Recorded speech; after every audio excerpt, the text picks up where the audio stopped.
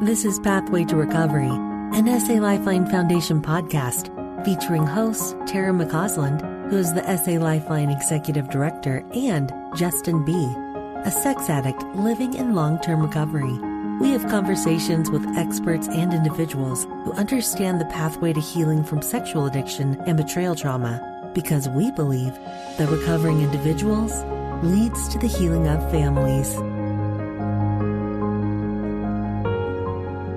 Hey, so before we get started, I wanted to let you know about an upcoming event that we're excited about. It is our annual Vision Cast, February 10th. That's a Monday at 7 p.m. Mountain Time.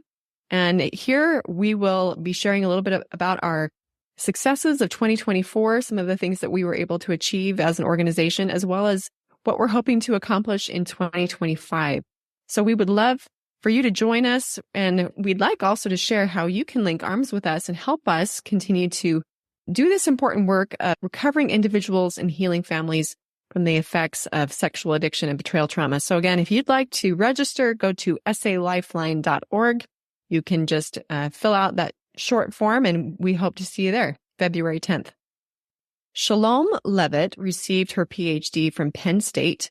Dr. Leavitt studies healthy sexuality in committed relationships and focuses on how mindfulness during sex may be associated with positive outcomes for both men and women. Her recent publications include cross-cultural work on sexual mindfulness, a study examining women's sexual response cycles, and a study examining how loneliness impacts relational and sexual outcomes. Chelom regularly blogs for Psychology Today. Welcome to the Pathway to Recovery podcast. I'm your host, Tara McCausland, and I'm so thrilled to have here with me Chelom Leavitt. Welcome, Dr. Leavitt. Yeah. Thank you so much. This is going to be, I think, a meaty conversation that we're going to have today. In fact, before we started rolling here, we were just working through some things, and we recognized that the topic of developing healthy sexuality is a really loaded topic for those who are dealing with the burden of sexual betrayal, sexual addiction, and betrayal trauma. So we want to be really sensitive to those who are listening. And if you are just new to this world of sexual addiction and trauma, and you're just in the early phases, be compassionate with yourself. And if you need to shelf this episode for a little while, we get that as well. But I just wanted to start this episode off with that in mind, that we have a sensitive audience and we appreciate that there are phases of healing. And so we're also going to touch on how our ability to develop healthy sexuality as individuals, as couples, is going to trickle down to our children. So we're going to cover a lot.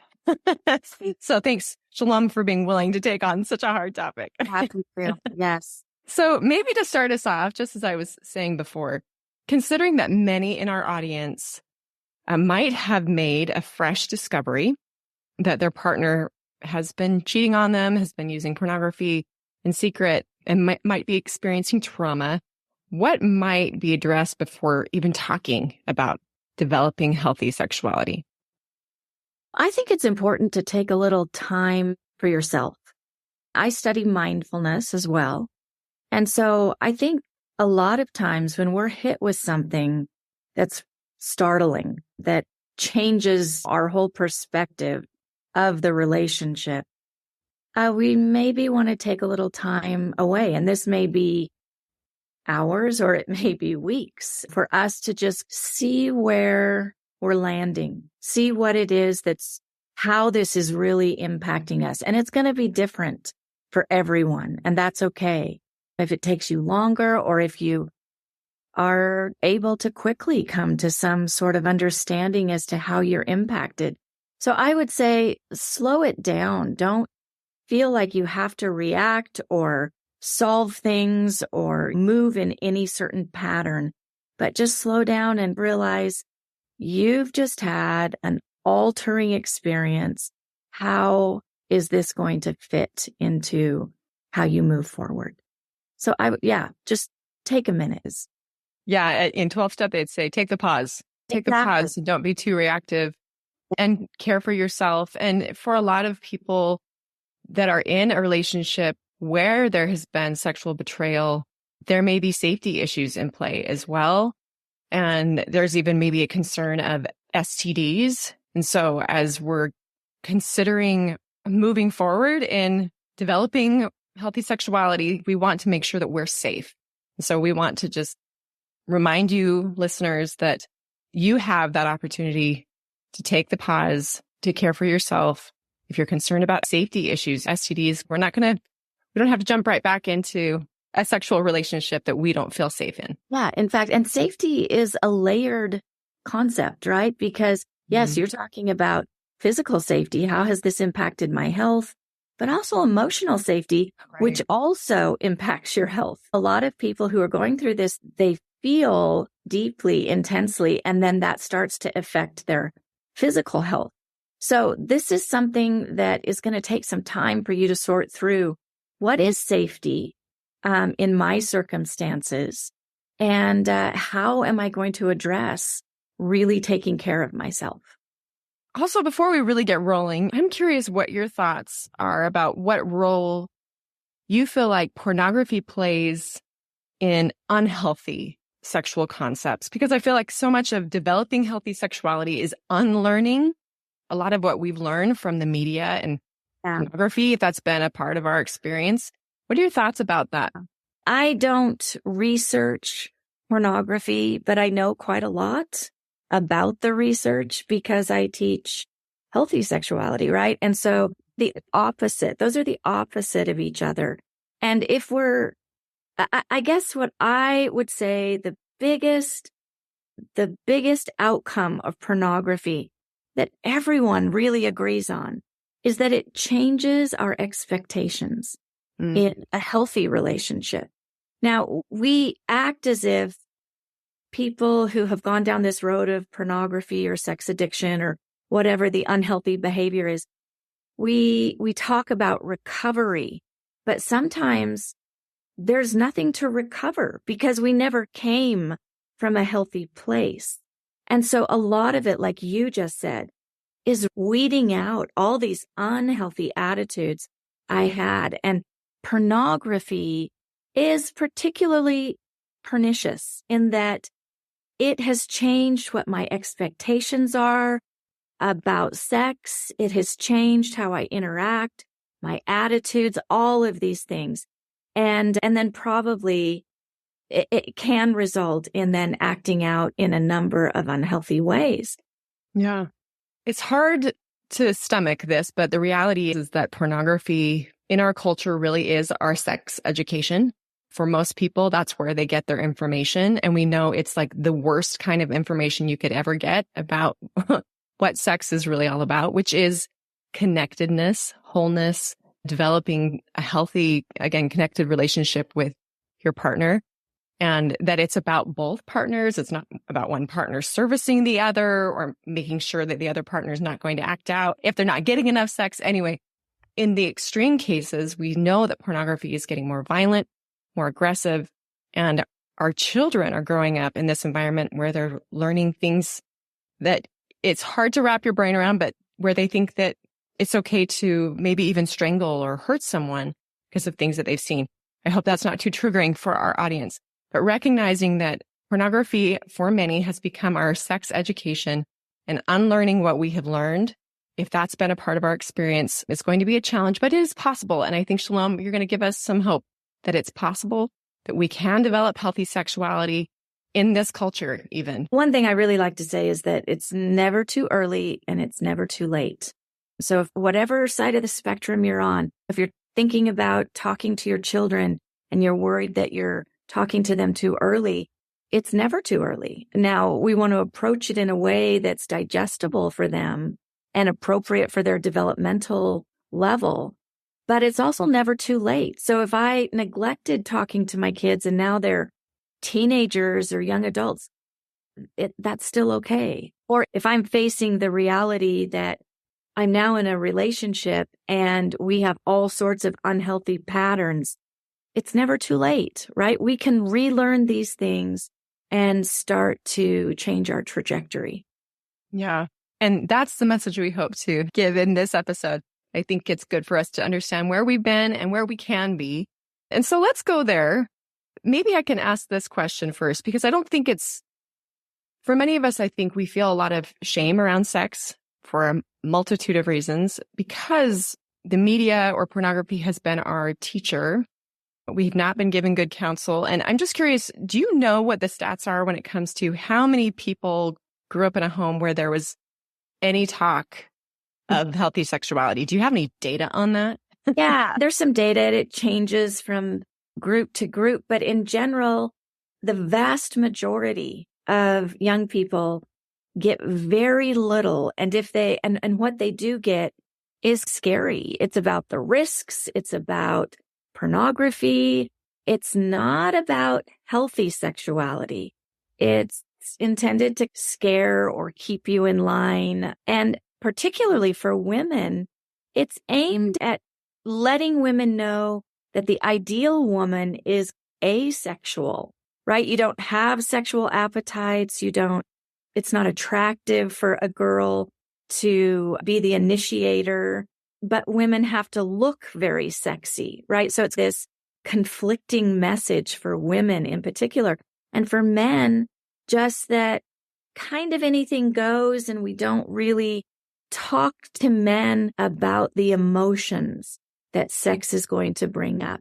And so men are very ill prepared for the emotional side of sex. Yeah. I think that when we consider the sexual relationship, what we all really want is to feel loved and to be able to give love. And in its best case scenario, it is this deeply connecting experience, not just physically, but emotionally and spiritually. And I think society has segmented sex to be merely a physical experience when we haven't understood the beauty of sexuality and the beauty of our bodies. And we had just dumbed it down to this, just again, physical experience. And in a coupleship, we're really missing the boat. And so if you could give us a definition of what is healthy sexuality, what is it that we're really striving for? Yeah, we can start to talk about the target. But like you said, it's very complex. And I would say that it really is comprised of certainly the physical, but like you said, that's generally what people, that's all that they focus on. And I call that fragmentation. When we separate the emotional and the spiritual or the meaning of sex from the physical responses that we're experiencing, that's really fragmented. And so we start to have really distorted views about our sexuality. I would actually say that the emotional side of sex is the largest component. 80% of arousal occurs in the brain. And so that means we need to be disciplining or guiding how we think about sex so that we can have a meaningful connection. Certainly that includes arousal and pleasurable feelings for both people. But sex is really other focused. If we are just thinking about ourselves, we are missing the boat on healthy sexuality. This is a shared experience that really you have to be not only aware of what's going on inside your body, but aware of what's going on for the other person. So it's a skill that you really have to practice to be able to experience meaningful sex.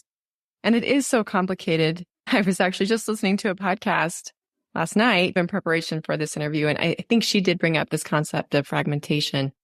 I love that in your work, you're able to teach, okay, we're going to bring all these pieces together, and then we're going to not just have this very physical experience, but something that's going to help you feel like a more whole person, and more whole and connected in your relationship with your spouse, and I think with the God of your understanding.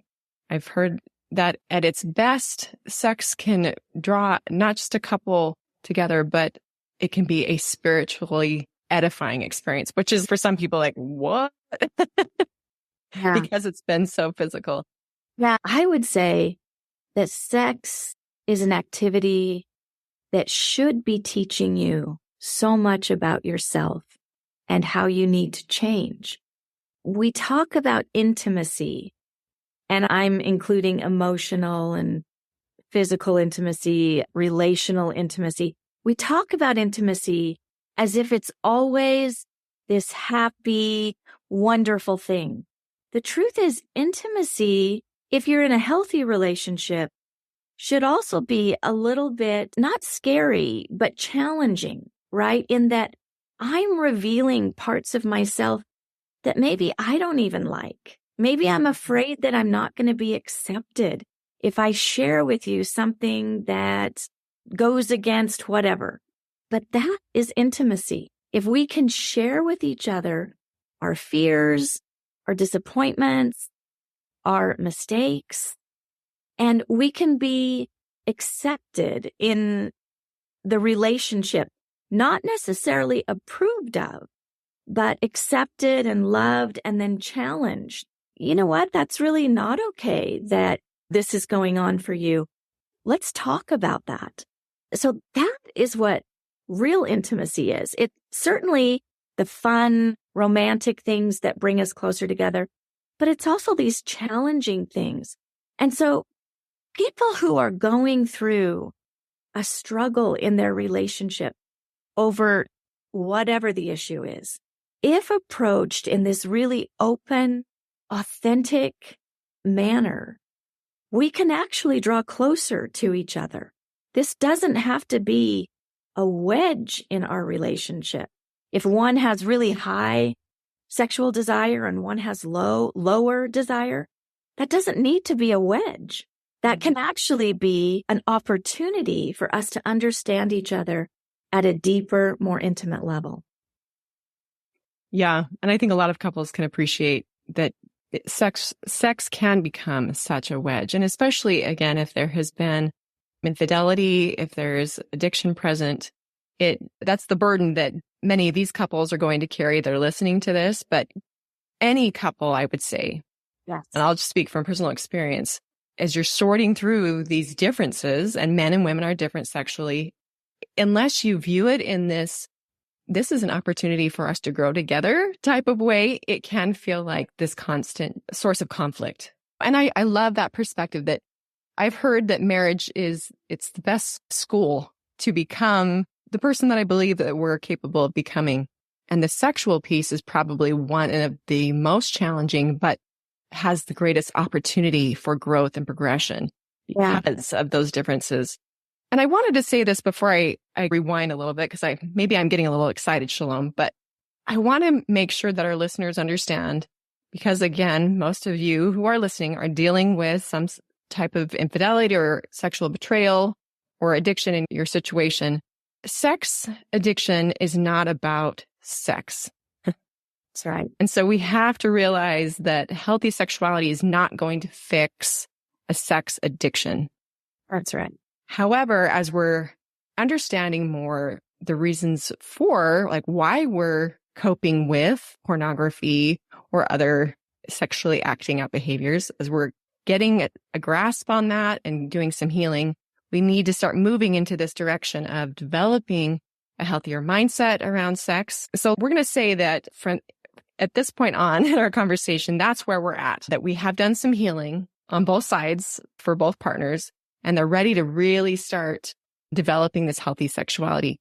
Where would you start? Whatever it is that motivated you to get into some unhealthy patterns, whether that was accommodating too much or demanding too much, I would say, what's underneath that? Why?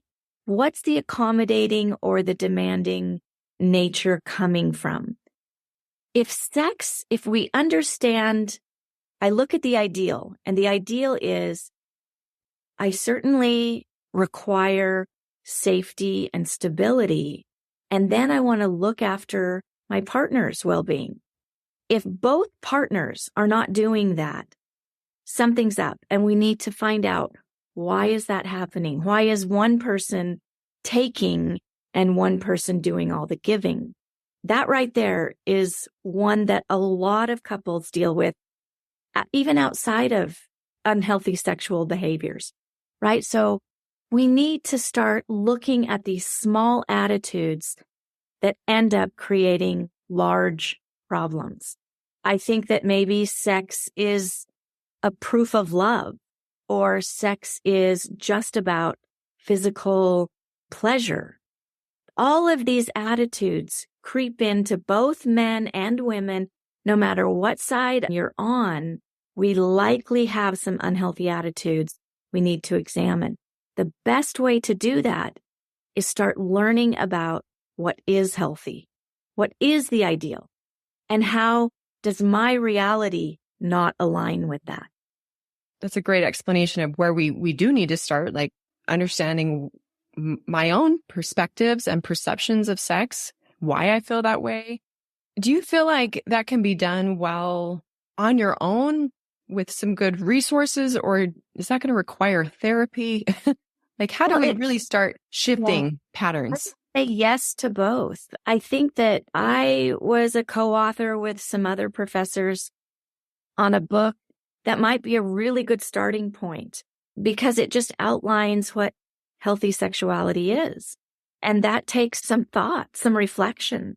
And then do you maybe need to have some additional guidance from a therapist as you sort through these really distorted attitudes or behaviors that you have internalized? Yeah, you may. And a therapist can be a great support in your own thought process of going through, what do I need to weed out and what do I need to insist on moving forward? I think there are more and more good resources coming out. And if you're a person of faith, I think often we want something that is written from that perspective. So I can put that book in the show notes, Chelom, that you have written. Maybe there's a couple of books I would recommend, and I'll give those to you. One is more geared towards talking to your kids in a really clear way that's comfortable. And one is more about couples and the marriage relationship. Great. Yes. For our listeners, look in the show notes for those recommendations, because I think education about what is healthy sexuality is the first step. That's where we're going to build our foundation. We're not going to make much progress without good information, right? And we have to realize that the reason we were attracted to pornography or other sexual relationships is because we felt a gap, right? We felt empty in some way. And we were trying, although it was misguided, we were trying to find some way to feel some satisfaction. You quickly find out going down those roads that there is no satisfaction in that. And oftentimes we see in research, even in people who have not necessarily gone down those roads, but maybe they're just closed off emotionally, that they report sex actually feeling quite solitary. And that's not just because it's masturbation. It's even when they're with a partner, they feel like it's empty, like it's so devoid of all of these nourishing aspects that sex should have, that they feel empty. That's another way that our bodies, our minds tell us this is not the path that's going to bring me wholeness or completion. That's such a good point. Pornography or other sexually acting out behaviors, they were filling some type of a void, as you said, right? And it became the drug of choice to medicate something that they felt like was missing, some type of emotional connection or connection with God or feelings of confidence and worthiness in themselves. Right. Or something they were trying to numb. Right. Had a terrible experience and they're just trying to forget. So there's lots of reasons we can understand why it happens. But once you see, either in your relationship, if you're the partner or if you're the person, you see that brings no satisfaction and it damages everyone around you. So really important to quickly identify it and change course. So I'm curious then, and maybe again, we're backtracking, but how does healthy or unhealthy sex really impact a relationship? But what's that going to look like if you are having a healthy sexual experience with your partner? What is that going to look like? And how is that going to bless your marriage versus unhealthy sex? So let's start with healthy because that's happy. I think you both feel seen and heard, and you feel felt, like your partner really gets you. You're sharing your bodies in a way that's nourishing to each other. You feel like you are connecting and you are deepening this relationship.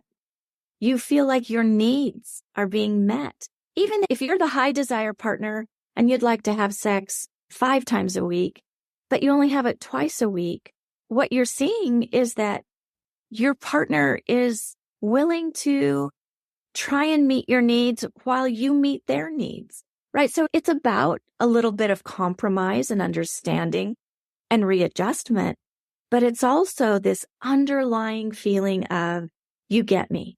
We're deepening our connection with each other. We compare that to unhealthy sexuality, where one person maybe is a little manipulative or demanding, and the other person might accommodate for a while, but then things start to just feel icky. They feel like, I'm not seen. Maybe it's just my body you're after, or there's distance, right? That we start creating emotionally and relationally.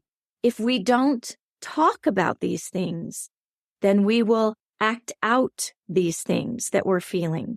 So once I feel harmed or ignored or dismissed in my relationship, if I don't talk about that, what I'm going to do is probably do things like being snippy or giving the cold shoulder. And so that might happen on both sides. Maybe the higher desire partner feels annoyed that their needs aren't being met, but they're not talking about it. And they're blaming the other person and saying, you're so cold, or you don't really care about me. And so we start to see these little wedges creep in. It can get bigger. It can get very hostile. It just creates space. You start to see that there is a canyon between us, and maybe we don't even have the skills to know how to overcome this. But if you don't seek out the skills, then, you're likely going to not last. I think one of the great challenges, and again, whether or not your relationship has been plagued with addiction or infidelity, I think for a lower desire partner, often a question might be, do you want to connect with me, or do you just want sex? And I think that's one of the hard things, is that in the best case scenario, really is about connection and about thinking of the other person. Now, we can't only think of the other person, especially for the lower desire partner. They have to think of themselves so that it can be an uplifting and pleasurable experience for them. But if, as you said earlier, it has to be this mutually bonding and uplifting experience for this to be a healthy situation. Otherwise, I think, again, it's so easy to fall into this pattern of, I'll say he, because usually it's the man that has the higher drive. But if I don't give him sex, then he's going to be grumpy. He's going to be irritated, and that's going to be on me. But I'm not sure that he wants to connect with me. And so I feel resentful. And what would you say to that? Yeah. And here is where this is a little challenging. This is a little scary sometimes for people to speak up and say, I don't feel like you're wanting to connect with my soul. You're just wanting to connect with my body. And that hurts my feelings. And here's why. Oftentimes we have to take a pause, like you said, and think about, why is that so hurtful to me? There's lots of reasons. We know from research that we want to be seen as a whole person, not just body parts. I want you to care about my emotions. I want you to see what my needs and desires are. And it's not even kind to demand sex when there are underlying problems in the relationship. Sometimes we need to take a little break from sex and really work on our communication and connecting with each other emotionally and relationally. We need to like each other. Not that we never have sex after a fight and maybe that helps us make up, because sex is certainly bonding. But if we're using that all the time for that reason, there is a larger issue in the relationship that needs to be addressed. Yeah. And what would you say, because sometimes in these relationships where there's been pornography use, especially hidden pornography use, and it came to light, a lot of the partners feel very vulnerable and like they have body image issues, knowing what they're being compared to. We see the magazines as we're going through the grocery store checkout line, and we don't feel we measure up to that. And I know that's becoming a growing issue for men as well. And part of healthy sex is feeling attractive in and of yourself. What are some things that you suggest for people as they're trying to deal with their own insecurities about their body on both sides for whatever reason as they're developing healthy sexuality? It's a huge part of it. Yeah, I'm going to talk about the typical problems where it's the woman who has body image issues and maybe she's put on a little weight after a couple of kids and she's not feeling particularly great about how she looks. We really have to become more realistic about what our bodies go through. And I talk to women all the time about let's be a little more gentle with ourselves and be more realistic about what a body should look like. These images that we see are often touched up. They're not even real. Plastic surgery is skyrocketing because women are feeling this pressure to look some certain way. We need to really get in touch with our body, maybe even do a little meditation on accepting and loving who we are. Maybe we do want to start getting a little more fit. That's great. But that shouldn't be the driving force to whether or not we like ourselves. I often suggest that people get a full-length mirror and stand naked in front of that mirror and look at yourself every day for a few minutes until you can start feeling some compassion and love I tell my kids all the time, I'm like, this body actually brought forth humans. And so I'm gonna praise what I have been through and what this body has done for me and done for you. And I think we need to take the same approach with our husbands. If there is any shaming going on, that is a huge problem that needs to be addressed. And probably he and likely she or they need to be going to counseling. That is not okay if your partner is shaming your body, ever. This is a sacred machine, I guess is what I want to say, that we are blessed to be, our soul is housed in. And so when we demean it, it does something to our soul. We need to be really firm about thinking and talking more positively about how we look and who we are. Love that. I'm going to reiterate what you said about if we have these challenges, and I would say probably the vast majority of people do feel some shame around their body. And ironically, I'll just say some of the most beautiful women I've ever known had the most shame, which is so mind-boggling. So we know it's not the size of your body or really how it looks. It's all mental. Yes. How you are talking to yourself about your body. And so reiterating the power of meditation and positive self-affirming talk, especially around, and I love that idea of standing in front of a mirror and saying, you are beautiful. Look at what your body what it has done, what it is doing, that I am not just a body. I am this embodied soul. One other thing I would bring up, just as a caution to mothers, if you are negative about your body, your young girls are also going to pick that up and start already as young girls feeling negative about themselves. We are teaching our girls how to interact with the world. And we need to not make it about our weight or our dress size. Yeah, 100%. And final thought here, and we'll move on because we want to talk briefly about how we can talk to our kids about this. And we're not going to go really deep into this. We might have to have you back so we can talk more about teaching children about healthy sexuality. But for partners to be really, as you had said, very gentle and kind about how they speak to their spouse about their body. I know that words matter and things said thoughtlessly can stay with someone for years. Yeah. So to be very gentle, sensitive, and remember, your wife, your husband, they are not that supermodel on the supermarket magazine and to value them for the whole person that they are and the companion that they are and not the size of their waist.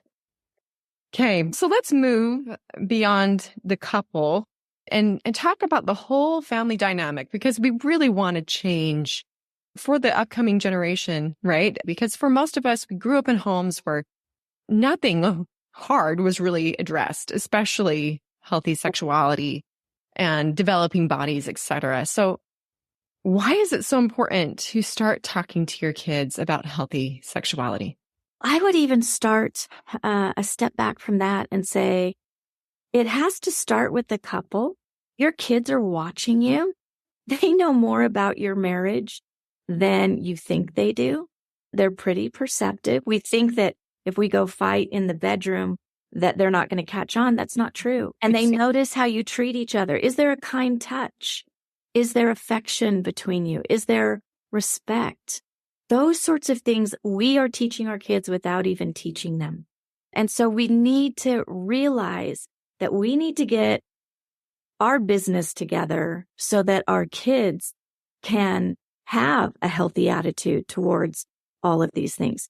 Now, you're absolutely right that we can also directly instruct them, and that's very meaningful. So if we have a troubled marriage, can we be honest about that and say, you know what, sweetheart, maybe they're 10 or 12 or whatever. I know you've seen us have problems, but I want to tell you, mom and dad love each other. We're trying to work through things. Or if that's not even the case, we feel differently about how to live our lives, and we're trying to, be respectful to each other, whatever it is. But then we need to be really honest with our kids about what healthy sexuality is and what it isn't, particularly if they've seen examples of what isn't healthy sexuality. We need to address that head on. Maybe not when they're, 5 and 6, but certainly as they get older and we can talk about those topics. So I would say talking with your kids about sex really starts the moment they're born. How do you talk about their body? Do you name each body part with the right name? Or do you talk in silly terms that don't really help them have a competent understanding of their body, right? I remember when my youngest daughter discovered she had an elbow. She didn't know it had a name. And then I told her, oh, that's your elbow. She was delighted and started running around the house saying, elbow, elbow. It's the same for your genitals. Children need to know the names of these different parts of their genitals and talk about it in a very matter-of-fact way. This is like an elbow. It's every other part of your body so that they can feel comfortable and knowledgeable. We know that children who have learned the right terms for their body parts have a better body esteem, right? They feel like they understand. They are also more likely to be able to tell you if something made them uncomfortable. They can describe that to you and tell you what happened. So there's all sorts of reasons to start very young and then start answering their questions and being quite open. If you see your child masturbating in the bathtub, likely, depending on their age, they may be just discovering their genitals. And so instead of freaking out and making this a horrible experience, just say, oh, you just discovered your penis. That probably feels pretty good when you touch it. But and then you can just distract them so it doesn't become a habit, right? Start talking about how wonderful their body is and strong and it can heal and all of these other things. And then when they're about 7 or 8 or 9, we know that developmentally, they're ready to hear more about sex and the purpose of genitals and how they can best keep safe boundaries around how they use their body. And so here's where I would have a pretty complete talk. This is what sex is. You may, in the future, see somebody try to depict it, and that's not a good way to learn. If you have any questions, come talk to me. We know from research that children who have had this warm, comfortable conversation about sex with their parents, when they are exposed to pornography, they're more likely to reject it because that doesn't have the same comfortable, warm feeling that mom and dad communicated with me. And so it feels strange to them, right? And distasteful, as it should. But so many children, like you said at the beginning, that is their first education about sex. So already it's distorted. It's about manipulation or power or all sorts of toys and harmful behaviors. Instead, let's talk about sex from a very young age in this happy, healthy, like mom and dad love to hug each other. And when we hug, we feel closer to each other. Sex is even something that makes us feel additionally closer to each other. Sex makes your body feel good. It's a lovely thing. But we want to reserve sex for a relationship that's committed and safe. And here is where parents can talk about their own values. How do we value the use of sex? And what we know from research, again, is that parents who are open and create a comfortable environment, their children are more likely to adopt their values. So if I talk about sex, and in my family, we want to reserve sex until you're married. And so my kids are much more likely to adopt that same value because I'm open about it. They don't have to go searching for information from their friends or the internet. Instead, they just come and ask me. And I felt it was a huge victory when one of my teenage girls came home from high school and she said, I was folding the laundry and she came in, we were chatting. She said, Mom, all my friends are talking about oral sex. I don't really know what that is. And so we sat as we folded laundry and talked about oral sex. And at the end of it, she said, wow, that's nothing that I thought it was. And so here I was able to educate her and create this intimacy between us instead of her having to go somewhere else to get that information. Now that couldn't happen unless I had started much earlier in creating this dialogue that's just ongoing. And I really think a nice rule of thumb is once your children are 10, 11, 12, and all through their teenage years, you should be having some sort of touching base with them on some topic surrounding sex every week. Whether that's how do your friends interact with their girlfriend, boyfriend? What do you think about whatever topic comes up? Checking in with them about how they feel about their own body, how they're going through maturation as their voice drops or they start their period. How is that impacting your emotional self? So there's all sorts of ways we can talk to our kids and share more information and create that warm, comfortable environment. Yeah, I love all of that, Chelom. I remember when I was a teenager, we were reading scripture together as a family, and we read somewhere the word concubine. So I don't remember who asked the question, but somebody said, Dad, what's a concubine? And he said, it's something that cuts wheat. That was the response to a sincere question.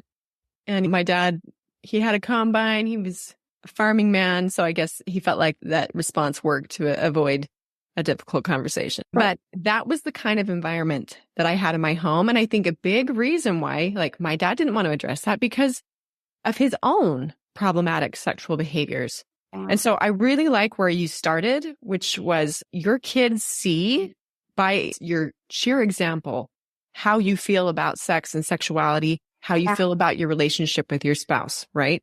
We can't hide that from our kids. And so we have to start with ourselves and with our own comfort level around sex. And if it's been problematic for us, we have to own that and be willing to even share a part of that story with our kids because they're going to have their own ups and downs and struggles. And one of the greatest gifts that my parents have given to my children is they tell all of their grandkids, ages 12 and up, their story, which includes hard things, including prostitution, frequenting strip clubs. This is heavy, hard stuff, but they know because of this open communication that they can go to grandma and grandpa. And so we're trying to foster, even though there's been hard stuff in my family, foster this climate of warmth, of honesty, of connection, even when there's been hard things associated with sex. And so if that's been our part of our story, it's okay. We didn't ruin anything for our kids. We just have to allow our children to be privy to some of that so they can be okay with their own bumps in the road. And before I have you continue, I just wanted to emphasize, because there was so much good there. So I think a lot of us come from this kind of shame-based background when we're talking about sex. So the alternative that you were suggesting, if you just want to summarize that for me, is, in what words would you use? Alternative to shame is allowing curiosity, allowing an open conversation, warmth, all of those things. When our children have questions, we should never say, "Oh, you're too young to know that," or "That's not a good question. That's not acceptable to talk about." Our response needs to be, if we need to take a pause and just take a breath, I love the response to just take a minute and then say, "Thank you. Thank you for asking that question. That took a lot of courage." Praise our kids for their desire to know, their desire to learn the truth and not succumb to the world's either definition of sex or the world's shame about sex. That takes a lot of courage, and we need to really praise our children for it. I love what you said about your family, and I don't know how it all went down, but I've had lots of parents say, "Oh, I feel like I've just waited too long and I can't now talk about this." And I say, listen, just go to them and say, "I feel bad and I'm going to change my ways in how we approach this topic. This is a new trajectory for our family. I hope you can support me. Maybe it's going to be awkward at first, but I care enough about our family that we're going to make this change." Yeah, and we can be that change maker. We can instigate that change in our families, even if we've struggled with sexual addiction and betrayal trauma. There's hope for our children if we're willing to that pattern breaker, if we're willing to not just work on our own healing, but be very open and honest about the journey with our children. And truthfully, I think our children will be proud of us. They will see what a beautiful thing and how courageous we were to face it and not be one more link that hides it or continues it. I think the greatest obstacle we all have to face when it comes to this issue, whether it's developing healthy sexuality or overcoming problematic sexual behavior and betrayal trauma, is the silence. That we must come out into the light. We must be courageous and start talking and connecting. And then we'll be able to find the solutions, but we're not going to be able to do it in the darkness. Maybe we misstep. Maybe we talk too much or say something wrong. That's okay. Don't be so afraid of making mistakes that you don't start the path. We can say we're sorry, and our children learn from that too. Yes. An apology goes a long way. They may not trust us initially, but if there is remorse and desire to change, there will be appreciation and even love. Our children will, in time, I think, they'll come to trust us as we develop trustworthy action. But anyway, this has been such a pleasure, Chelom. I'm so grateful again for your expertise. And before I let you go, 2 questions. If people want to connect with you, where is the best place for them to find you? I have a website. It's just my name, chelomleavitt.com. And I'm actually starting an Instagram page where I'm just going to give little tips each week for how to create a better relationship. And so I'll put some more information on that on my website, or you could just email me at chelomleavitt@gmail.com. Great. We'll put that in the show notes. Yeah. Awesome. And before I let you go, For those who are just starting this path of healing, what would you recommend to them, especially with your background in developing healthy sexuality? And on the flip side, if somebody's been doing this for a while, they need a little boost, what would you say to them? Gosh, I would say be kind to yourself. You're on a really hard path and you will grow, and you should celebrate the small things that happen that show that you can trust yourself more. And don't worry so much about your partner, but take a little time for self-care and be kind to yourself. Take a pause and maybe reflect. I think that journaling is so important. So if you've kept a journal through this, go back and read where you were a year ago and see how far you've come, or maybe how you've been a little stagnant, and try to journal about what you're going to do to, again, focus on your own growth and development. We do not get to control other people, or at least we shouldn't even try, but we can discipline ourselves and feed ourselves nutritious information that helps us understand what our next steps in development should be. And journaling about that holds us accountable, but it also gives us a record for comparison that we can go back and say, you know what? I've made a lot of progress. I'm facing things. I'm talking in a more positive way. Look at how my kids have grown and developed through this. There's lots of ways, lots of markers that we can look at and then pat ourselves on the back and take a minute to celebrate what we've done. I love that. Great counsel. Thank you for your time. It's been awesome, Dr. Leavitt. Nice to meet you. You too. Thanks for joining us. We invite you to subscribe to this podcast so that you don't miss new episodes. And while you're at it, will you please leave us a 5-star rating and review to help us spread the good news that healing from sexual addiction and betrayal trauma is possible. We invite individuals who are struggling to join our virtual or in-person trauma-sensitive 12-step meetings. Meeting times and locations can be found at sal12step.org. You can find quality education at salifeline.org. And we hope that you will follow us on Instagram and Facebook. SA Lifeline is a 501c3 nonprofit organization, and we welcome donations. SA Lifeline, come heal with us.